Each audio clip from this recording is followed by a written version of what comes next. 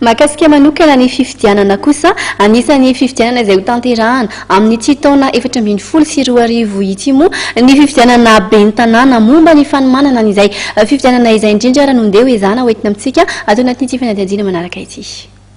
Andrasana hoy ny avy eo anivon'ny Voamera maleo tena misana fifidianana na ny senita ny fanapa-kevitra avy amin'ny fitondrana momba ny fitsinjaram-pahefana ny lalàna momba ny fifidianana ben'ny tanàna fetsoana mpifidy ary ny famaritana ny fotoana natotosana ny fifidianana ben'ny tanàna. Fanapa-kevitra izay nambaran'ny senita fa tokony hivoaka farafahatarany ny fiandohan'ny volana Jolay ahafahana manatanteraka fifidianana mialohan'ny 3 Novambra 2024.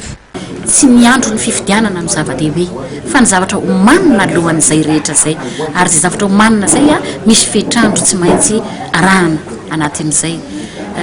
ary le hoe avy eo amin'ilay convocation des électeurs hatrany amin'ny jour J zany dia tokony hanana ny 150 jours à 160 jours zany ny senita satria azadiny fa ny fifidianana communal dia fifidianana faran'izay sarotra indrindra ary manahirana indrindra satria fifidianana eo anivony vahoaka mihitsy zany ary ataoko io ngamba ny fifidianana tena mampisy ny taux de participation BDB satria ilay oben'ny tanàna eo aminy no fidina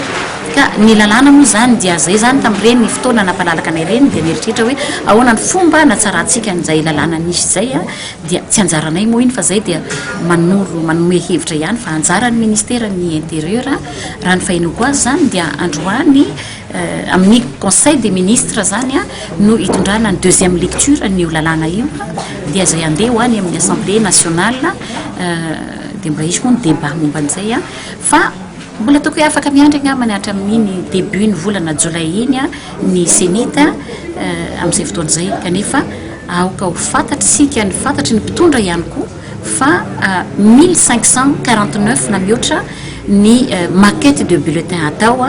ary ireo maquette ireo dia atao eny anivon'ny district amin'izay fotoan'izay ary mbola ho validena ny anivon'ny commune raha io tokoa ny sarin'ilay olona ao ka ngamba hitantsika hoe le fotoana manahoana amin'izay fotoan'izay fa raha tery ny fotoana dia hoezahana io atao isaky ny région ve ny manaovana an'izay maquette zay dia ho renforcena ny équipe any amin'ny région kanefa zay rehetra zay zany tokony ho jerena satria